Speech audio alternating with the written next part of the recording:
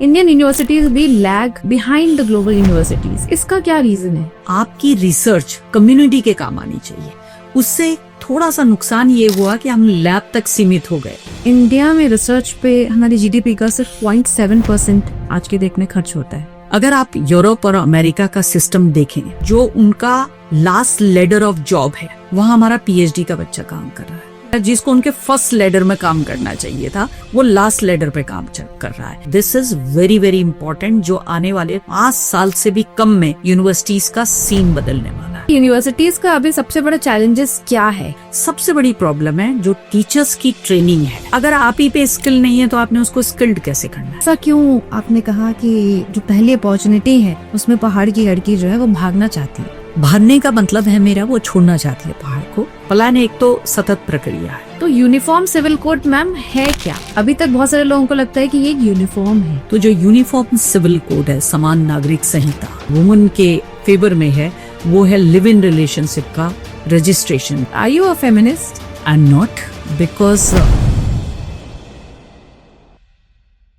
आज के curious corner के गेस्ट हैं professor Surekha Dangwal, vice chancellor of Doon University, a popular teacher among the students. She is known for her commendable contributions in Uttarakhand's education system. Apart from it, her contribution is towards women upliftment, gender studies, and she has also been a key member in Uniform Civil Code in Uttarakhand. और इसके साथ एक बहुत बड़ी information, जिसमें कि Uttarakhand uniform civil code को लागू करने वाला पहला स्टेट बन चुका है। इसके बारे में और डिटेल्स जानने के लिए आज का एपिसोड जरूर देखें। आपको क्या इंस्पायर किया है लीडरशिप रोल लेने में? How do you get motivated to serve it as a vice chancellor?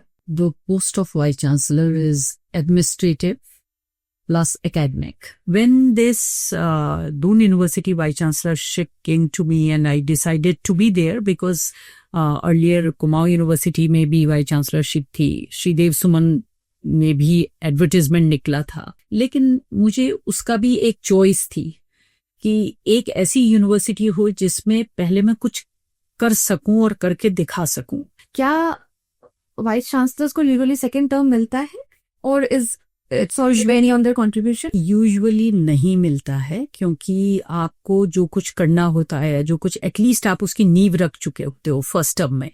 कई बार ऐसा होता है आज के परिप्रेक्ष्य में, बहुत वाइस चांसलर बनना सबकी चॉइस होगा भी नहीं। मैं ये नहीं कहूंगी कि सारे प्रोफेसर बनना चाहते हैं, मुझे नहीं लगता, क्योंकि ये डिफिकल्ट टास्क इस सेंस में होता है कि लोगों की आपसे एक्सपेक्टेशंस बहुत होती हैं, और वो एक ऑटोनोमस इंस्टीट्यूशन होता है जहां पे आप ये नहीं कह सकते कि ये मैं नहीं कर सकती, ये सरकार करेगी। सरकार से इतर ही अपने आप में कंप्लीट सेक्रेटरीट की भूमिका अदा करता है वाइस चांसलर का ऑफिस। तो उसमें आपकी सीधे जवाबदेही है। कोई एक गलत काम हो रहा है तो डिस्क्रेडिट भी आपको लेना है, उसका फेल्योर भी आपको फेस करना है, और कोई अच्छा काम हो रहा है तो आपको क्रेडिट ना भी मिले। कई बार ऐसा होता है कि आप अच्छा काम करते हैं लेकिन क्रेडिट नहीं भी मिलता, कि हमेशा शिकायतें रहती हैं। तो वो दूसरा टर्म इस तरीके से कि आपके साथ कोई ना कोई विवाद जुड़ जाता है उस 3 साल में। फॉर्चुनेटली मेरे साथ ऐसा नहीं हुआ और इस बात को गवर्नमेंट ने कंसीडर किया और मुझे दूसरा टर्म सर्व करने को। ग्लोबल यूनिवर्सिटीज जो हैं इनको काफी हम फॉलो करते हैं, एंड कहीं ना कहीं इंडिया में एजुकेशन, काफी हायर एजुकेशन लोग परस्यू करते हैं, but we are still, Indian universities भी lag behind the global universities. इसका क्या रीजन है? देखिए, इसका जो हमारा पूरा सिस्टम था, वो सिस्टम ये था कि क्योंकि ये वेलफेयर स्टेट है और यूनिवर्सिटीज में जो सरकारी हेल्प थी वो बहुत बड़े लेवल पे थी। आपने बीच बीच में कभी सुना होगा कि जेएनयू में, आप जेएनयू के कैंटीन गए होंगे, आज तो मुझे नहीं पता, लेकिन पहले 2-3 रुपए में आप वहाँ पूरा खाना खा लेते थे, और बहुत ही सब्सिडाइज्ड, हाई सब्सिडाइज्ड रेट पे जेएनयू था। वो होने भी चाहिए संस्थान, क्योंकि जो बच्चे अफोर्ड नहीं कर सकते हायर एजुकेशन को, उनके लिए कोई सेंटर ऑफ एक्सीलेंस जरूर होना चाहिए। और वो एक उदाहरण भी बना कि बहुत सारे बच्चों ने वहाँ से एजुकेशन ली और बहुत बड़े बड़े पदों तक पहुंचे। लेकिन इसके साथ साथ ये जो एक रिस्पॉन्सिबिलिटी है संस्थानों की कि आपकी रिसर्च कम्युनिटी के काम आनी चाहिए, उससे थोड़ा सा नुकसान ये हुआ कि हम लैब तक सीमित हो गए कि मुझे रिसर्च करनी है, मुझे अच्छे रिसर्च पेपर छापने हैं। अगर मैंने पब्लिकेशन सही कर दिया तो डू एंड डाई वाली सिचुएशन थी कि आइदर यू पब्लिश और यू पेरिश, ये एक स्लोगन यूनिवर्सिटी कैंपसेस में रहा। तो हम उस दिशा की ओर बढ़ गए, हमने पेटेंट की ओर ध्यान नहीं दिया। चाइना से जब हमारी तुलना की जाती है तो हम बहुत पीछे इंटेलेक्चुअल प्रॉपर्टी राइट में हैं। कुछ उसका रीजन मुझे ये लगता है कि हम लोगों का बड़ा ओरल ट्रेडिशन सा रहा कि मुझे कोई ज्ञान है, मेरी दादी को, मेरी नानी को, वो ज्ञान आगे की पीढ़ी को ओरल फॉर्म में पहुंचाती गई। और हमने कभी, जैसे अब मैं हल्दी के लिए सुना होगा, टर्मरिक में हमारी यूएस के साथ बहुत कॉन्फ्लिक्ट चल रहे हैं, उन्होंने टर्मरिक के हजारों पेटेंट कर डाले कि अगर इसको पिए तो लीवर में क्या होता है, फिर यहाँ क्या होता है, फिर लंग्स पे क्या फर्क पड़ता है, और सबको पेटेंट करते चले गए, जिसमें भारत सरकार ने अपना एक प्रोटेस्ट भी रखा है कि टर्मरिक के सारे जितने पेटेंट हैं ये हमारी नॉर्मल ट्रेडिशनल लाइफ में फॉलो होते हैं। और ओल्ड एज ट्रेडिशंस में टर्मरिक, हमारे तो विवाह में ही हल्दी होती है, तो वो एक हमारे वेदा में ट्रेडिशन से जुड़ी हुई चीज है। तो हम लोग इसमें लिखित में, कॉपीराइट में बहुत पीछे छूटते चले गए। लेकिन अब आपने सुना होगा कि ये लास्ट नैक का जो हमारा एक्रेडिटेशन है और असेसमेंट है, ये असेसमेंट ये लास्ट है। जिन लोगों ने जमा कर दिया उन्हीं का असेसमेंट हो रहा है और पूरी रिवैम्पिंग चल रही है। राधाकृष्णन कमेटी इसके लिए बैठी है और मुझे यहाँ पे शेयर करते हुए अच्छा लग रहा है कि इस पूरे रिफॉर्म्स में जो स्पेशली असेसमेंट का रिफॉर्म है कि क्या एट्रीब्यूट्स होंगे, क्या पैरामीटर होंगे, क्या वर्टिकल होंगे, करिकुलम कैसे डिजाइन होगा, रिसर्च कैसे की जाएगी, एक नेशनल लेवल की कमेटी बनी है और उसमें मैं भी एक मेंबर हूँ। तो मैं वहाँ काम कर रही हूँ, तो मुझे समझ आ रहा है कि कितना बड़ा परिदृश्य बदलने वाला है। अब आपके बेसिक एक एक्रेडिटेशन और एक लेवल 1, लेवल 2, लेवल 3, लेवल 4 और जो आपका प्रश्न था लेवल 5, वो इंस्टीट्यूशन होंगे जिनका ग्लोबल इम्पैक्ट होगा। इतना इजाद करना पड़ेगा जो आसपास की कम्युनिटी तक तो आए। हम कहते हैं पहाड़ में ये नहीं है, पहाड़ में वो नहीं है, इसलिए पलायन हो रहा है, लेकिन वो ड्यूटी किसकी है? वो संस्थानों की है। उत्तराखंड के संस्थानों की तो है ही, बाहर भी संस्थानों की ड्यूटी है कि उनका जीवन थोड़ा ठीक किया जाए। आपने देखा होगा एक ट्रैक्टर जैसा हम आजकल पहाड़ में चला रहे हैं और रुड़की आईआईटी ने उसमें बहुत मदद की है। तो ये संस्थानों पे ड्यूटी होती है कि जो कम्युनिटी है हमारी, सब लोग तो यूनिवर्सिटी में पढ़ेंगे नहीं, कुछ खेती करेंगे, कुछ एग्रीकल्चर, कुछ हॉर्टिकल्चर करेंगे, उनका जीवन कैसे ठीक किया जाए कि वो अपनी ही जगह में रहें, लोकेशन ना बदलें, पलायन ना करें, अर्बनाइजेशन का और वर्स इम्पैक्ट हम पे ना आए। इसके लिए जरूरी है कि हमको जो फ्रिंज में कम्युनिटीज रहती हैं, मार्जिन में कम्युनिटी रहती हैं, उनकी ओर ध्यान देना है। और ये मुझे एज ए वाइस चांसलर लगता है कि ये हमारे रिसर्चर की और हमारी लैब्स की और हमारे क्लासरूम्स की ड्यूटी है कि हम वो उनके प्रति सेंसिटाइज्ड हो। सबको एक ऑफिस जॉब, ये तो लगभग असंभव हो चुका है कि आपको ऑफिस जॉब मिलेगा, आप भी यहाँ पे काम कर रहे हैं। So you have to create a space for you and not only for you but 3-4 peoples also. कम से कम आप 10 लोगों का एम्प्लॉयमेंट जनरेट कर रहे हो।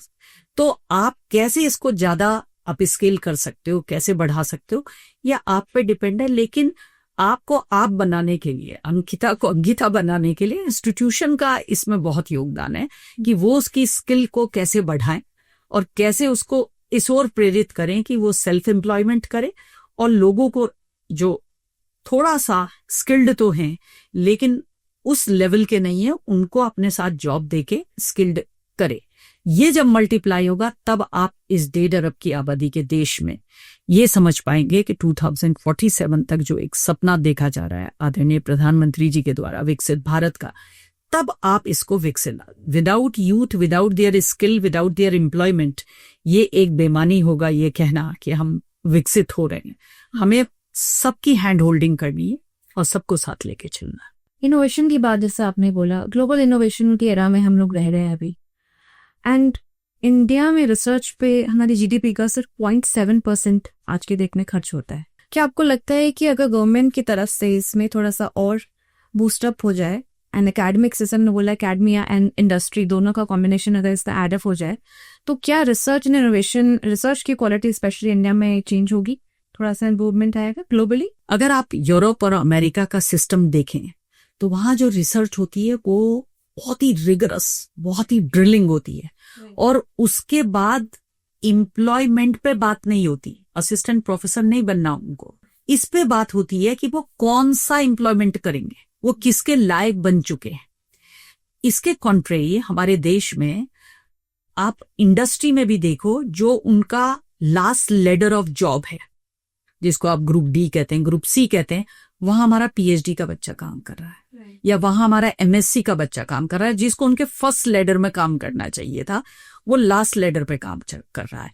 तो हमारा जो डिमांड और सप्लाई का रेशियो है वो बड़ा गड़बड़ा रखा है। उसके लिए भी संस्थानों को मैं रिस्पॉन्सिबल मानती हूँ। यूनिवर्सिटीज का अभी सबसे बड़ा चैलेंजेस क्या है, क्या आप लोग फेस करते हैं challenge in terms of research, student और एनी पर्सपेक्टिव?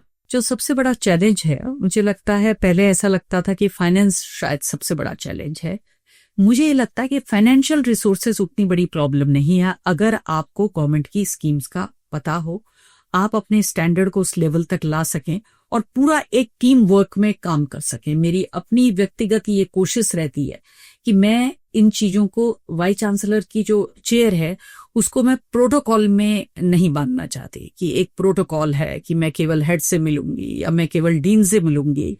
वो मेरे स्वभाव में भी नहीं है। सबसे बड़ी प्रॉब्लम है जो टीचर्स की ट्रेनिंग है, क्योंकि आपको एक स्किल्ड यूथ को देना है। अगर आप ही पे स्किल नहीं है तो आपने उसको स्किल्ड कैसे करना है? क्या आप स्किल एनहांसमेंट के पेपर को केवल एक थियरी तक पढ़ा रहे हैं? Faculty quality. और मुझे हमेशा लगता है कि कोई भी वाइस चांसलर जो रिक्रूटमेंट करता है, अगर वो एक काम ये कर दे कि रिक्रूटमेंट को क्वालिटी तक बेस कर दे, मतलब ये मान ले कि मुझे क्वालिटेटिव रिक्रूटमेंट करने हैं, तो रिक्रूटमेंट एक बहुत बड़ी रिस्पॉन्सिबिलिटी है। वहां चूक हो गई तो फिर आप संस्थान में आप बिल्डिंगें बनाते रहिए, बिल्डिंगों से कुछ नहीं होगा। अगर जो फैकल्टी वहां पर है पढ़ाने वाली, अगर उस पे वो कैपेसिटी नहीं है तो आप बहुत ज्यादा काम नहीं कर पाएंगे उस संस्थान। तो right recruitment of the resources is important. Yes, इसी पे एक बहुत हॉट टॉपिक आजकल चल रहा है कि यूजीसी ने अपने नियम चेंज कर दिए फॉर द फैकल्टी रिक्रूटमेंट, जिसमें कि नेट की अब अवेलेबिलिटी, नेट की जो एसेंशियल नहीं रहेगा। इस पे आपका क्या कहना है? Is it, are you against it और डू यू सपोर्ट इट? ये सब एकेडमिक फ्लेक्सिबिलिटी का हिस्सा है जो एनईपी में थी। हम लोग जो स्ट्रक्चर, जो वर्ड अगर आप देखें, डिसिप्लिन, हम कहते हैं आप किस डिसिप्लिन के हैं, मैं लैंग्वेज डिसिप्लिन की हूं, मैं साइंस डिसिप्लिन की हूं। Discipline itself is very structured. ये 20th सेंचुरी में ये टर्म बढ़ा एकेडेमिया में, और ये यूरोप से आके, यूरो अमेरिकन कॉन्सेप्ट से आके भारत में आ गया, और भारत में आने के बाद ये स्ट्रक्चर में बन गया। जो अभी यूजीसी कर रही है, मुझे लगता है वो एकेडमिक फ्लेक्सिबिलिटी का एक पार्ट है कि आप इससे बाहर निकलिए। और जो जगदीश जी ने या यूजीसी ने ड्राफ्ट निकाला है, मुझे लगता है ये आउटकम बेस्ड और इम्पैक्ट बेस्ड ड्राफ्ट है। कि इम्पैक्ट क्या है? आपने बहुत बड़ी डिग्री ले ली, ठीक किया, लेकिन उसका इम्पैक्ट भी तो आना चाहिए।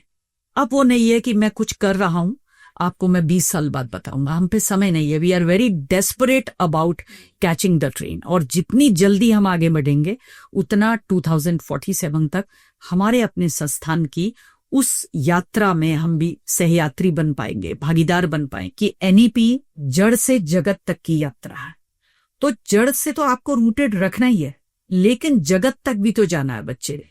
उसके लिए टेक्नोलॉजी आपकी कितनी एडवांस है, ऑल्टरनेट कैंपसेस, डिजिटल कैंपसेस, एक अलग ही डिजिटल इंफ्रास्ट्रक्चर है, उसकी मेंटेनेंस, उसको चलाने वाले लोग, उसको पहले लाने वाले लोग, इस सब के लिए आपको कैंपसेस को तैयार करना पड़ेगा। आप चौक से अब जाके नहीं पढ़ा सकते बच्चे, आपको उसे डिजिटली अवेयर करना पड़ेगा।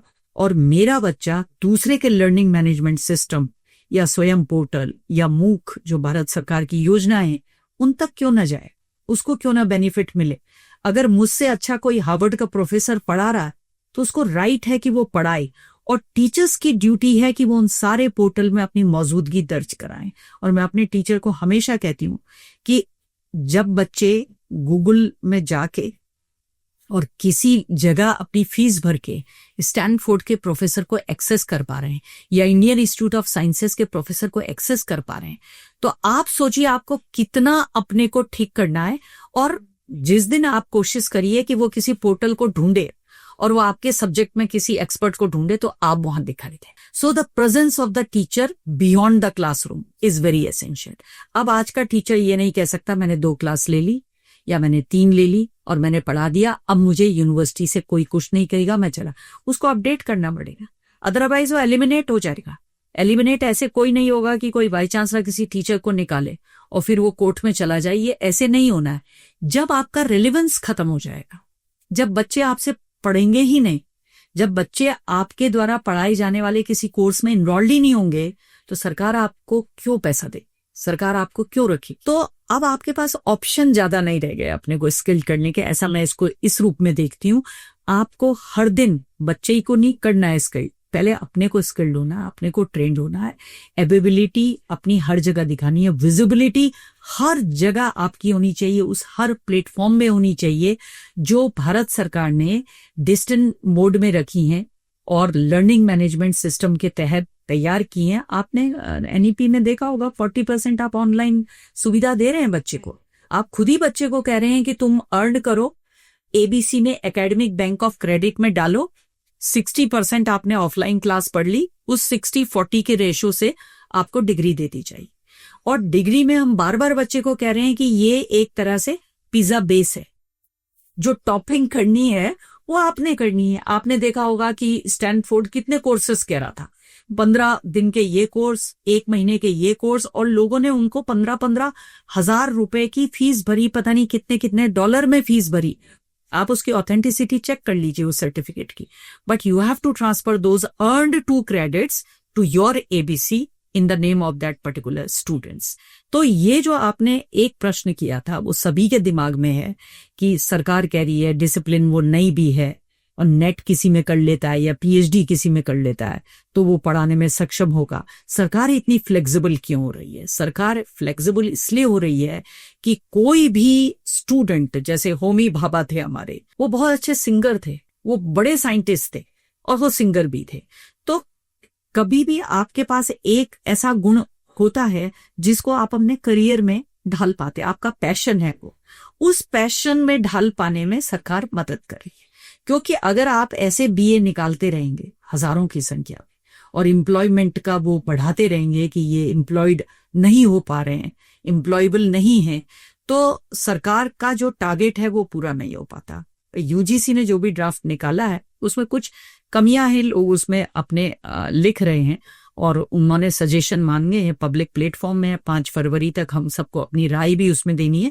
लेकिन जो बड़ा बड़ा मोटा मोटा अगर आप मुझसे पूछे तो मैं उसके फेवर में इस सेंस में हूं कि वो हमें एक लिबर्टी देता है, liberty of thought, liberty of mind, of critical thinking, जो जरूरी नहीं है क्लासरूम से आई हो, वो आप किसी भी सोर्स से ले सकते हैं और उसका एप्लीकेशन आप संस्थानों को दे सकते हैं। लेकिन स्टिल यहाँ का यूथ स्ट्रगल करता है एम्प्लॉयमेंट के लिए, इसका क्या एक रीजन है और माइग्रेशन को हम कैसे रोक सकते हैं? देखिए, पहले वाले का अगर मैं जवाब दूं तो मुझे 100% इसमें हमको अपने एजुकेशन को रिव्यू करने की जरूरत है। हायर एजुकेशन को भी और प्राइमरी एजुकेशन को भी हमें रिव्यू करने की जरूरत है। जो एम्प्लॉयबिलिटी ओरिएंटेड है उसमें सीधे सीधे रिस्पॉन्सिबिलिटी संस्थानों की जाती है। जो मैंने आपको बताया कि हम चल रहे हैं, हम क्यों चल रहे हैं, हम पढ़ा रहे हैं, हम क्यों पढ़ा रहे हैं। अगर संस्थान अपनी रिस्पॉन्सिबिलिटी नहीं समझेंगे तो हम ऐसी बीटेक हमने डाइल्यूट कर दिया, इतने बीटेक पैदा कर दिए, इतने प्राइवेट संस्थानों ने बीटेक की डिग्रियां बांटी कि अब बीटेक ऐसा हो गया कि उसमें जॉब मिलेगा ही। लोग फिर से पॉलिटेक्निक करने लगे कि वहां ज्यादा जॉब की संभावना है बजाय बीटेक, क्योंकि कई चीजों में एम्प्लॉयमेंट वाले कहने लगे हमें बीटेक नहीं चाहिए, अब हमें आईटीआई चाहिए या हमें छोटी स्किल वाले लोग चाहिए, आप लोग तो बड़े हो गए बीटेक करके। तो वो ध्यान जो मैंने आपको कहा कि हमने अर्बन प्लानिंग मैनेजमेंट खोला, पता लगा 20 संस्थानों ने और वो खोल दिया, तो आप कैसे बचे रहेंगे? आप बचे रहेंगे उसकी क्वालिटी को मेंटेन करके और उसका सीधा एम्प्लॉयमेंट देके। तो जो जगह जगह हमारे कॉलेजेस खुल रहे हैं, डिग्री कॉलेजेस, उसमें ध्यान जरूर रखा जाए कि वो वही ट्रेडिशनल स्ट्रीम में ना खुले, वो प्रोफेशनल स्ट्रीम में खुले। और आप जो बच्चों को वो पहाड़ में खुले बहुत अच्छी बात है, लेकिन वो प्रोफेशनल स्ट्रीम में खुलने चाहिए ताकि उनका एम्प्लॉयमेंट हो। जो आपने पलायन की बात की, पलायन एक तो सतत प्रक्रिया है, पलायन को हम बहुत ज्यादा अलार्मिंग ना कह के एक नेचुरल प्रक्रिया भी है। वो चमोली का व्यक्ति श्रीनगर आता है, श्रीनगर का व्यक्ति देहरादून आता है, देहरादून वाला दिल्ली जाता है, दिल्ली वाला अमेरिका जाता है। क्या ये सिर्फ इंडिया में है? नहीं, पलायन पूरा वर्ल्ड में पलायन है। लेकिन वहां का, जैसे यूरोप का मैं आपको एग्जांपल दूं, यूरोप में जब आप जाएंगे तो आप गए भी होंगे, वो कंट्री साइड को ज्यादा बेटर मानते हैं बजाय के अर्बन स्पेस को। अगर आप इंग्लैंड गए हैं तो बोलते हैं आप कंट्री साइड गए क्या? तो अगर आपने कंट्री साइड नहीं देखा, वहां का विलेज का पार्ट नहीं देखा, तो आपने यूरोप नहीं देखा। और आपने वहां के विलेजेस देखे होंगे, वो ज्यादा सेल्फ रिलायंट थे, लोगों को उन विलेजेस पे डिपेंड रहना पड़ रहा है। लेकिन हमारा एकदम उल्टा है, गांव से आया है तो ना उस पे खाना होगा, ना उस पे एम्प्लॉयमेंट होगा, ना एजुकेशन होगी, ना कुछ होगा, तो वो गांव में रहेगा नहीं। एक तो जो मैंने आपको इसका फर्स्ट पार्ट बताया कि पलायन एक प्रक्रिया, लेकिन वहीं दूसरा पार्ट है। दूसरा पार्ट यह है कि अगर आप अपने यूथ को गांव में नहीं रोक पाएंगे, टू जस्ट एनकरेज हिम और her for the not only self employment but कि वहीं पे एम्प्लॉयमेंट कैसे दे पाए, ये हमको इस पे तो विचार करने की आवश्यकता ही है। कहने से हॉर्टिकल्चर नहीं होना, कहने से एग्रीकल्चर नहीं होना। जो जंगली जानवर हैं उनका आपको पता है कि इतना प्रकोप है कि वो कुछ वहां बसने ही नहीं दे रहे हैं, कुछ करने ही नहीं दे रहे हैं। लेकिन ये जो नई पीढ़ी आ रही है, जिसको ये समझ आ गया कि ये this is not only the way out, उसने अपने दूसरे रास्ते तलाशने शुरू कर दिए और उन्होंने उस एम्प्लॉयमेंट की ओर अपने करीब 992 हाउस होल्ड का सर्वे हुआ है। तो उससे ऐसा लग रहा है कि उनको ये समझ आने लगा है। और ये भी है कि जिसको आपने 10,000 भी वहां पकड़ा दिया ना, पकड़ा मीन दान नहीं देने, एम्प्लॉयमेंट क्रिएट कर दिया, वो पलायन नहीं कर रहा है। वो ये समझ गया है कि 10,000 उस प्लेस में रह के इज बेटर देन द 20,000 इन दिल्ली। वो पलायन नहीं कर रहा है। ये एक फीचर है जिससे हमें थोड़ा सा आस जगती है कि हम किसी भी रूप में एम्प्लॉयमेंट और स्वास्थ्य और शिक्षा, इनकी व्यवस्था को सुदृढ़ करें। ये हैं लेकिन इफेक्टिव हैं क्या? उनको जितना स्ट्रेंथन गवर्नमेंट करेगी और जितना एम्प्लॉयमेंट जनरेशन में हम लोग गवर्नमेंट का साथ देंगे संस्थान के नाते, उतना पलायन रुकेगा। कम से कम यूथ का पलायन हमें बहुत जरूरी है। और मैं तो ये बात भी पता नहीं आपके हमारे इस इंटरव्यू में है या नहीं है, लड़कियों को लेके, कि उसको जो पहला अपॉर्चुनिटी मिलती है उत्तराखंड की लड़की को, वो शादी के रूप में मिले, वो एम्प्लॉयमेंट के रूप में मिले, वो किसी भी रूप, एजुकेशन लेने के रूप में मिले, वो पहाड़ को छोड़ती है। ये उसका एक फोकस है कि उसे पहाड़ से मुक्ति चाहिए और वो पहाड़ से जाना चाहती है। तो ये जो अब रिवर्स पलायन जो आपने देखा हो, कुछ यंग गर्ल्स काम कर रही हैं, कुछ रिजॉर्ट में हैं, कुछ होम स्टे में हैं और वहां लड़कियां भी हैं, ये एक आपको पॉजिटिविटी देता है, एक होप देता है कि वो जो अभी तक तलाश रही थी कि पहली अपॉर्चुनिटी, और वो जाना चाहती है, वो पहली अपॉर्चुनिटी, इसमें क्या तब्दील हुई है इन रिसर्चेस के माध्यम से पता चलेगा कि वो अपना ही कुछ, उसने कहा मुझे भागना नहीं है। मुझे ऐसा क्यों आपने कहा कि जो पहली अपॉर्चुनिटी है उसमें पहाड़ की लड़की जो है वो भागना चाहती है? भागने का मतलब है मेरा, वो छोड़ना चाहती है पहाड़ को। और ये इसलिए सिचुएशन है कि आपने कई जगह देखा होगा, मीम भी बनती है, जोक भी बनते हैं कि हमारे बेटों को लड़कियां नहीं मिली। सो ये जो अर्बन स्पेस का अट्रैक्शन था, मुझे ये लगता है इसका मेन कारण था उसका अपना अनएम्प्लॉयड रहना। पर क्या रिसोर्सेस की तरफ अट्रैक्ट होना ये नेचुरल नहीं, और क्या ये अपडेटेड रहेगा नहीं? क्योंकि हमें अपने को अपडेट करना है, वही मैं एज अ टीचर भी अपडेट करना है, एज अ पर्सन भी अपडेट करना है। तो क्या एक लड़की या एक लड़का को भी अगर ये चाहता है कि मैं देहरादून रहूं या मैं दिल्ली रहूं, रिसोर्सेज जहां मेरे पास हों, जहां मैं अपडेटेड रहूं, बिकॉज जब आप रिमोट एरिया में रहते हैं तो डेफिनेटली आप कट ऑफ खो जाते हैं जो रिसेंट चेंजेस होते हैं। इसलिए मैंने आपको कहा कि पलायन एक नेचुरल प्रक्रिया, आप उसे रोक नहीं सकते। आप कैसे कह सकते हैं, इतना बड़ा डायस्पोरा हमारा अमेरिका में है और वो लोग हैं जो बड़े मेट्रोपॉलिटन में भी रहे और छोटे शहर के लोग भी हैं। आप उनको ये कैसे विश्वास दिला पाएंगे कि हमारी जो वर्क कल्चर है हिंदुस्तान का, वो अमेरिका से बेटर है, इसलिए आप हिंदुस्तान में आइए? उनको नहीं लगता ऐसा। वो वहीं रह के काम करते हैं और वो नहीं आना चाहते अपने देश। स्पेशली जो लोग वहाँ जिन्होंने पढ़ाई की है, जो वहाँ लंबे समय तक हैं, वो वहीं रहते हैं। तो इसलिए ये एक स्वाभाविक प्रक्रिया मैंने आपको बता रही कि ये कन्विंस करने वाली बात नहीं है कि आप पहाड़ में रहिए। इसके लिए सरकार और लोकल सेंसिटाइजेशन, ये दोनों चीज बहुत जरूरी। एजुकेशन टेक्नोलॉजी पे बात करूंगी। एक के स्टार्टअप्स बहुत सारे मार्केट में हैं, जैसे Byju's and academy, and 40 million से ज्यादा स्टूडेंट्स हैं जो कि इस प्लेटफॉर्म को यूज करते हैं, अपनी एजुकेशन अपडेटेड रहना चाहते हैं।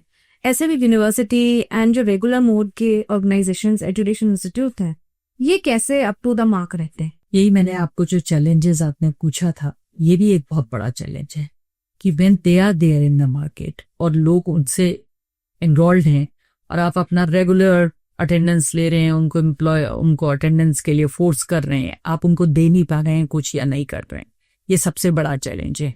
और इसमें आपको जो हमारा डिजिटल इंफ्रास्ट्रक्चर है उसको स्ट्रेंथन करना, उसकी ट्रेनिंग देना और उसके लिए अपडेटेड रहना हर पल। जो मैंने आपको बताया था कि टीचर की ये ड्यूटी है जो क्लासरूम में तो विजिबल रहे, लेकिन इन डिजिटल प्लेटफॉर्म में भी विजिबल रहे, नहीं तो वो एलिमिनेट हो जाएगा, डिसअपियर हो जाएगा, उसको पता भी नहीं लगेगा वो डिसअपियर क्यों हो गया। क्योंकि ये फ्यूचर यही है, जो digital campus alternate way of teaching है, ये हमारा फ्यूचर है कि आपके डिजिटल कैंपस होंगे और आप उन कैंपस में आप उन्हें एक्सेस कहाँ से कर रहे हैं ये बड़ा इशू नहीं होगा।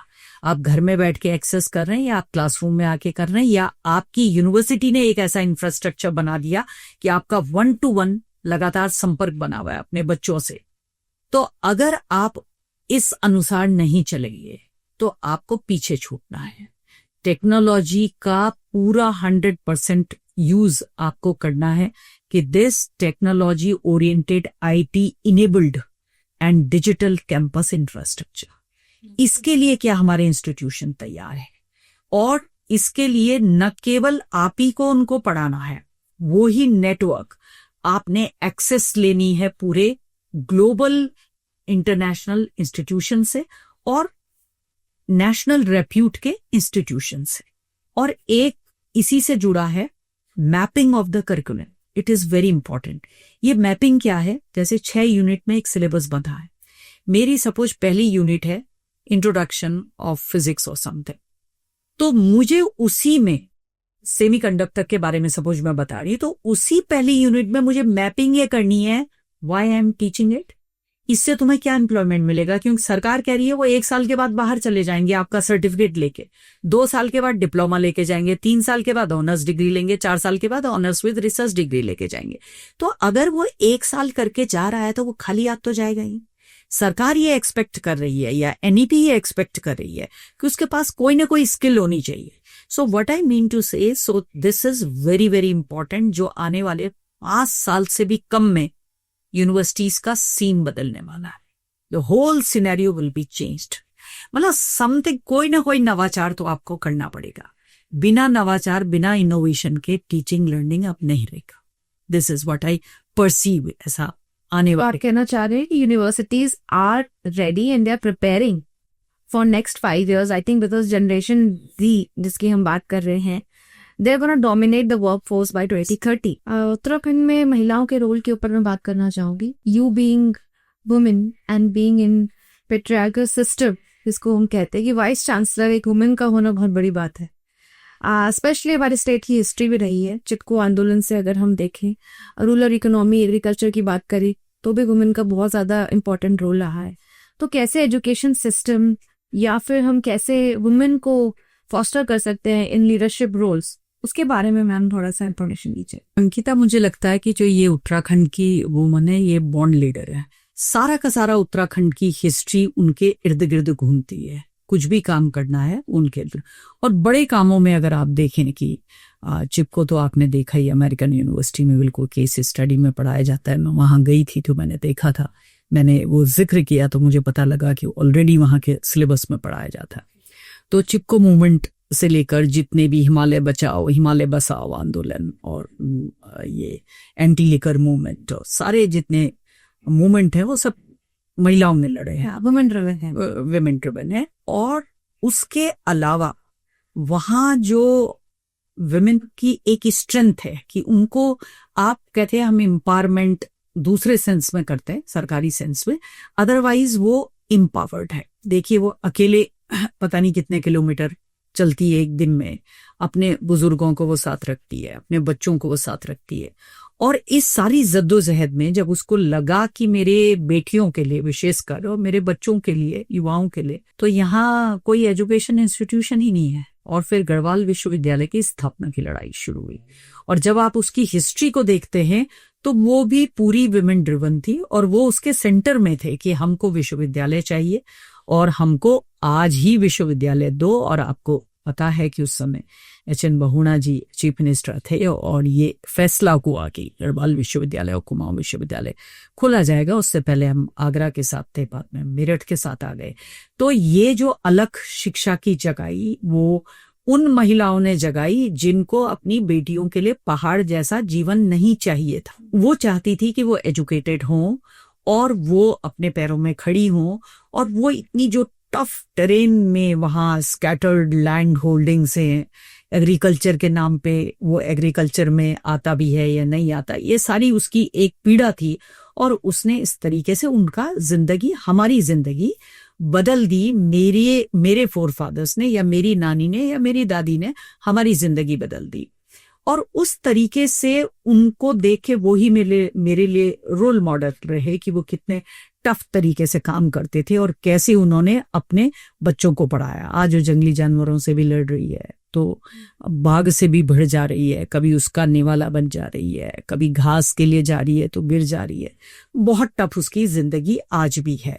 इस लीडरशिप का, इस बीइंग अ पहाड़ की वुमन, मुझे क्या लगता है अपने अंदर कि शायद वो ओरिएंटेशन में आ गया या डीएनए में आ गया कि चैलेंजेस को लेने की आदत पड़ गई। मतलब बहुत बड़े बड़े चैलेंजेस को मुझे नहीं दिखाई देते वो कि वो उस लेवल के हैं जैसा लोग उन्हें समझ रहे हैं कि ये काम तो है मैडम लेकिन इसने होना नहीं है, या तो वो एक स्टीरियोटाइप है कि आप वुमन हैं तो आप नहीं कर पाइए। तो मुझे लगता है कि इसमें पहाड़ का बहुत बड़ा रोल है। अगर आपको लगता है कि आप एक टफ तरीके से आपने सब फेस किया, तो मैं अपनी यात्रा को भी उसी रूप में देखती हूँ। और ये कहते हुए मैं इसको विदाउट एनी हेजिटेशन कहना चाहती हूँ कि पहाड़ में महिलाओं को as compare to other communities बहुत बड़ा स्पेस है काम करने का। वो अगर आगे आती है, अभी आप देख रहे हैं नगर पंचायत से लेकर सब जगह कितनी विमेन सीटें, पीछे पूरा परिवार खड़ा, पीछे पूरा परिवार कह रहा है कि हाँ तुम लीडरशिप रोल में रहो। और वो लीडरशिप रोल में रह रही है। जो प्रधानपति और ये सारे कॉन्सेप्ट थे पहाड़ में, अगर आप as compare to other areas में आप एक स्टडी कर लेंगे तो पहाड़ की महिला उसको अकेले हैंडल कर रही है। और अब तो वो बिल्कुल मैच्योर हो चुकी है। उस प्रधानपति वाले कॉन्सेप्ट को भी बहुत साल हो गए। अब वो अच्छे से, जहाँ मेयर हैं, जहाँ महापौर हैं, वो बहुत आराम से काम कर रही हैं, क्योंकि वो पर्दे में रहने वाला और वो एक बड़ा वाला जो स्टीरियोटाइप वुमन का है वो पहाड़ की वुमन के साथ नहीं है। वो आगे चलती है, सब उसके पीछे चलते हैं। वो उत्तराखंड मूवमेंट में मुझे याद है हम लोग भी उसमें पार्टिसिपेट थे विश्वविद्यालय में होने के कारण। वो नारा था कि डरने की क्या बात है जब माँ हमारे साथ है। तो वो पिता भी कह सकते थे, लेकिन क्योंकि वुमन सेंट्रिक एक पूरा आर्थिक, सामाजिक और सांस्कृतिक परिवेश उत्तराखंड का है, तो वो महिला मजबूत है। और शायद मुझे नहीं मालूम, कोई कंपेयर नहीं किया, लेकिन शायद ये मजबूती वहीं से आई है कि पहाड़ में होने के नाते। Lack of resources, lack of accessibility, ये भी एक रीजन हो सकता है कि सेल्फ आपको इंडिपेंडेंट आपको बनना ही पड़ता है। आपके पास कोई ऑप्शन ही नहीं है। एग्जैक्टली आपके पास कोई ऑप्शन नहीं है। You have to create your own resources, you have to create.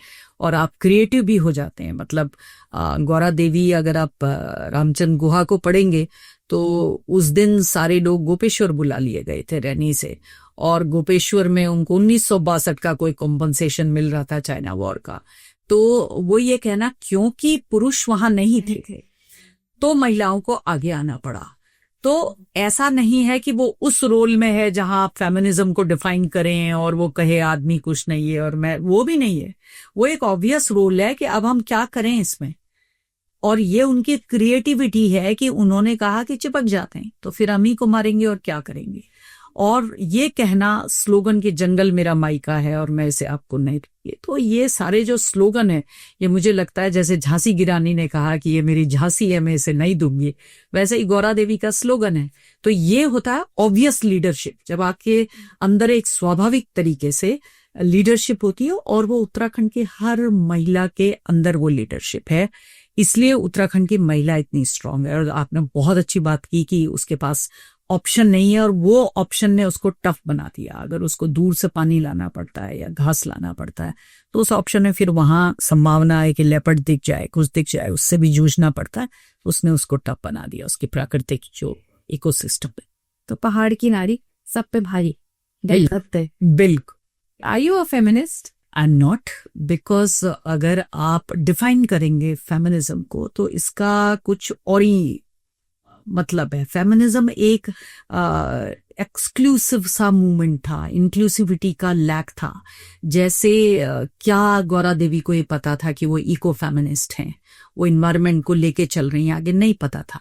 तो ये जो अमेरिकन क्लासरूम और यूनिवर्सिटीज से, मैं ये नहीं कहूंगी कि उसका योगदान नहीं है वुमेन के एम्पावरमेंट में, उसका योगदान है बिल्कुल, सेंसिटाइज करने में, सेंसिटिव होने में, वुमन को वुमन मेरी आइडेंटिटी एसर्टेन करने में। लेकिन जब मैं उसको भारत के परिप्रेक्ष्य में देखती हूँ तो भारत की महिला का जो परिप्रेक्ष्य है, जब वो एम्पावर्ड होती है तो वो पूरे परिवार को लेके एम्पावर्ड होती है, वहां आइसोलेशन नहीं है और रिएक्शन अगेंस्ट मैन नहीं है, बिल्कुल भी इंक्लूसिविटी है उसमें। मेरे घर का जो आदमी है वो भी मेरे साथ है, मेरे घर का जो पिता है उससे मुझे रिएक्शन करके फेमिनिज्म हो नहीं सकती। When I look back my own journey then I find कि इसमें तो मेरे पिता का बहुत बड़ा रोल था। और मैं हमेशा मानती हूँ, अंकिता आप मुझसे सहमत होंगे, आपकी जो परिवार की क्या परिस्थिति है मुझे नहीं मालूम, लेकिन अगर मैं आपको उदाहरण दूं तो भारत की महिला में अगर पिता ये डिसाइड कर लेता है मैंने लड़की को नहीं पढ़ाना या बाहर नहीं जाने देना, तो माँ का अभी तक वो वॉइस नहीं हुई कि वो कहे कि आप मत पढ़ाओ मैं तो पढ़ाऊंगी। तो वो आपने दंगल पिक्चर का मैं सब जगह उदाहरण देती हूँ कि दंगल पिक्चर में उन बेटियों के बाप ने डिसाइड कर लिया कि लोगों ने क्या क्या नहीं कहा और उसने सुना वो, और उसने अनसुना किया, बहुत खराब कमेंट्स करेगा। अगर हम पिक्चर ना भी देखें और हम उनकी हिस्ट्री भी पढ़ लें तो वाकई उनको फेस किया, और माँ ने भी कहा कि अब लड़कियों को पहलवान बनाओगे। जो उनके फेमिनिन मेटाफर्स थे कि बाल कटा दो, पूरा गज्जा कर दो, लेकिन पहलवान बनेंगी, कितना कुछ सुना। चिकन कभी छुआ नहीं था लेकिन कहा पहलवान बनना है तो खाना पड़ेगा और बनेगा घर में, तो पूरा इकोसिस्टम बदल दिया। तो यस, एंड साइना नेहवाल का आपने देखा, उनके पिता ने ये डिसाइड किया कि वो अपने कोई भी प्रमोशन नहीं लेंगे, ही वॉज डॉक्टर, और उन्होंने कहा मैं इसलिए नहीं लूंगा, इसको सुबह 3 बजे एकेडमी में कौन डालेगा। 50 किलोमीटर वो बस का सफर करते थे और वो बाहर सो जाते थे और वो उतनी देर प्रैक्टिस करती थी, फिर इसको उठा के घर लाते थे। So what I mean to say कि हमारा जो फेमिनिज्म ही कह लीजिए उसको, या वुमनहुड है, वो इंक्लूसिव है और वो पूरे परिवार को साथ लेके चल रहा है, और बेटियां आगे बढ़ रही हैं, परिवार उसके साथ रह रहा है। एकदम इन आइसोलेशन हम बहुत रिएक्शनरी होके कुछ कर लेंगे तो उसमें उतना आउटकम नहीं आएगा। और मैं तो कहती हूँ पूरा समाज ही पेशेंस से भरा हुआ है। मैं फेमिनिज्म से हट के उसके कंट्रीब्यूशन को नकार नहीं सकती, लेकिन हट के मैं ये कहूंगी कि भारतीय महिला का जो परिवार के साथ एम्पावरमेंट है वो जरूरी भी है, और वो उसका काम तब अच्छा आता है जब मेल अपने को उस पेशेंस को दिखाए और उसको वो स्पेस प्रोवाइड करे। इस मामले में मैं लकी हूं कि मेरे पिता से लेकर और मेरे इन लॉज से लेकर और मेरे पति से लेकर, मेरे भाइयों से लेकर और मेरे जो क्लासमेट थे उनसे लेकर, सब ने मुझे कभी ये एहसास नहीं होने दिया कि मेरे साथ कुछ स्टीरियोटाइप टैग नहीं किया, और इसलिए शायद मैं कॉन्फिडेंट हूँ इस समाज में। दैट्स व्हाई आपने 1 सेकंड नहीं लगाया और आपने तुरंत आंसर किया कि नहीं मैं फेमिनिस्ट नहीं हूँ। एंड वेरी ग्रेट पर्सपेक्टिव कि हमारे फैमिली, हमारे जो फैमिली में मेरी मेंबर्स हैं उनका सपोर्ट कितना इम्पोर्टेंट है। इसी के रिगार्ड में मैं आगे पूछना चाहूंगी कि आप यूसीसी में भी एक मेंबर हैं कमेटी के, तो यूनिफॉर्म सिविल कोड मैम है क्या? बहुत सारे लोगों को अभी तक नहीं पता है, and I really want to ask you कि एक लेमैन को कैसे पता चल जाएगा कि यूनिफॉर्म सिविल कोड क्या है? अभी तक बहुत सारे लोगों को लगता है कि ये एक यूनिफॉर्म है, तो इसका भी स्टीरियोटाइप आप एक ब्रेक कर दीजिए और क्या है इसके बारे में बताइए। तो जो यूनिफॉर्म सिविल कोड है, समान नागरिक संहिता, इसमें आपके जो पर्सनल लॉस हैं कि आप किस धर्म के हैं, आपके यहाँ शादी इस तरीके से होती है या आपके यहाँ 2 शादियां मान्य हैं या 3 मान्य है या 4 मान्य है, इसके लागू होने के बाद ये नहीं रह जाएगा। सारे नागरिकों के लिए एक समान कानून होंगे, क्योंकि अगर आप इंडियन पेनल कोड देखें जो अब भारतीय न्याय संहिता बन गया बदल के, उसमें आप देखें कि मर्डर की एक ही सजा है और सबको है। आप ये नहीं कह सकते कि मेरे धर्म में मारना कोई एक्सेप्टेबल था इसलिए मैं तो मारता चला जाऊंगा। तो अगर अपराध के लिए एक सजा है तो कानून की दृष्टि में जो हमारे नागरिक अधिकार हैं उनके लिए भी एक ही प्रावधान होना चाहिए। तो जितने भी पर्सनल लॉस से, शरीयत से जो चलते थे वो अब इसमें समाहित हो जाएंगे और ये जेंडर के लिए जो वुमन है, वुमन सेंट्रिक ये पूरा लॉ होगा। और आप ये नहीं कह सकते कि कोई 4 शादी करके वुमन बहुत खुश है, ये एक स्वाभाविक सी प्रवृत्ति है कि वो नहीं खुश है। तो जो हमारा हिंदू कोड बिल था तो एक बड़ा मोर देन 80% लोग तो उस अम्ब्रेला के अंदर थे ही, वो हिंदू कोड बिल से तो संचालित हो ही रहे थे। लेकिन कुछ जगह ये बहुत ही स्पेशल एक स्टेटस था कि वो अपने ही धर्म से कुछ कम्युनिटी चल रही थी, वो इस कोड बिल में आ जाएंगी। एक तो ये है। दूसरा, ये वुमन सेंट्रिक है। तीसरा, इसमें बच्चों के प्रति भी एक बहुत ही अच्छी शब्दावली का उपयोग किया गया है कि आपकी अगर विवाह टर्मिनेट हो जाता है या वो नहीं चल पाता है या आप विवाह योग्य ही नहीं है, जो भी प्रावधान उसमें किए हैं मेंटल हेल्थ को लेके, फिजिकल इनकेपेबिलिटी को लेके, जो भी प्रावधान है, आपके वो जो बच्चा है वो बच्चा हमेशा वैध रहेगा। जो अवैध वर्ड बच्चे के साथ इललेजिटिमेट चाइल्ड वर्ड यूज किया गया था वो भी नहीं है। और जो तीसरा बड़ा प्रावधान है जो आप कहेंगे कि वुमन के फेवर में है, वो है लिव इन रिलेशनशिप का रजिस्ट्रेशन, जिसको लेके बहुत कंट्रोवर्सी भी हुई थी, क्योंकि भारत का संविधान 2 लोगों को साथ रहने की इजाजत देता है अगर वो एडल्ट हैं। लेकिन इसके साथ साथ हमारा जो समाज है और हमारे जो पेरेंट्स हैं, अगर बच्चा माइनर है तो मुझे ये लगता है कि पेरेंट्स को पूरा अधिकार है जानने का कि वो किसके साथ रह रहा है। ये उसकी सिक्योरिटी के लिए जरूरी है। और आपने देखा होगा पिछले दिनों में बहुत सारे ऐसे केसेस आए, क्योंकि कोई रिस्पॉन्सिबिलिटी नहीं होती, कोई लीगल स्टेटस नहीं होता। तो लीगल स्टेटस नहीं, इसमें केवल रेगुलेट किया गया है कि वो रजिस्टर्ड हो जाएं। और जब वो रजिस्टर्ड हो जाएंगे तो ये उन्हीं के फेवर में है कि उनको कोई वल्नरेबल स्पेस में नहीं रखेगा, उनको कोई ये नहीं कहेगा कि आप 2 साथ में क्यों रह रहे हैं, वो रजिस्टर्ड हो जाएंगे। तो इसमें उनके रजिस्ट्रेशन का प्रावधान है। और अगर वो माइनर है तो उनके पेरेंट्स को वो सूचना जाएगी जैसे ही वो फॉर्म भरेंगे और वो उनका चाइल्ड है। तो अगर मुझे लगता है कि if you are ready to live in that relationship, you should not be afraid of, and there is no question of hiding your relationship. अगर आप हैं तो आप फिर बता भी दें, तो उसमें कोई ऐसा नहीं है कि उनकी प्राइवेसी में जा रहे हैं या उनका कोई पर्सनल कुछ है। तो ये भी इसमें एक नया चीज जोड़ी गई है। और हम लोगों के लिए भी उसमें प्रावधान है कि जो इससे पहले जिनकी शादी हो गई या जैसे हम लोगों की 90s के अर्ली ईयर्स में शादी हो गई, तो हम लोगों के लिए भी प्रावधान है कि यदि हम चाहें तो अपनी मैरिज को रजिस्टर्ड करेंगे। और मुझे लगता है कि एक वेलफेयर स्टेट में ये एक डेटा होता है जिसके कारण से आप अपनी वेलफेयर स्कीम चलाने में आपको मदद मिलती है और सरकार के पास ये समझ होती है कि कौन किस कैटेगरी में आया, कौन किसके अंडर में आया, कितनी महिलाएं हैं, कितनी शादीशुदा हैं। तो ये सारा विकसित देशों में ये लागू है। और अगर ये यहाँ लागू होता तो मुझे लगता है कि संविधान सभा में इसकी मांग उठी थी। और अंबेडकर जी का स्टेटमेंट है, रिकॉर्डेड स्टेटमेंट है, कि उन्होंने कहा था कि केवल हिंदू कोड बिल नहीं, हमको समान नागरिक संहिता की ओर जाना चाहिए। लेकिन उस समय संविधान सभा में अलग अलग व्यूज आए और कुछ हमारे मुस्लिम लीडर्स भी थे जिन्होंने कहा कि अभी ये देश तैयार नहीं है समान नागरिक संहिता के लिए। तो उसके बाद अंबेडकर जी इसको बिल्कुल मेन उसमें रखना चाहते थे, लेकिन ये बाद में राज्य के नीति निर्देशक तत्वों के आर्टिकल 44 में ये प्रावधान किया गया कि एक देश में यूनिफॉर्म सिविल कोड होना चाहिए। तो उसके बाद ये स्टेट तक बात आई कि क्या स्टेट इसे कर सकता है, नहीं कर सकता है, और इसको सुप्रीम कोर्ट में भी डाला गया और बहुत ही इसमें पब्लिक डायलॉग किया गया। ये बहुत ही एक ट्रांसपेरेंट डेमोक्रेटिक डॉक्यूमेंट है।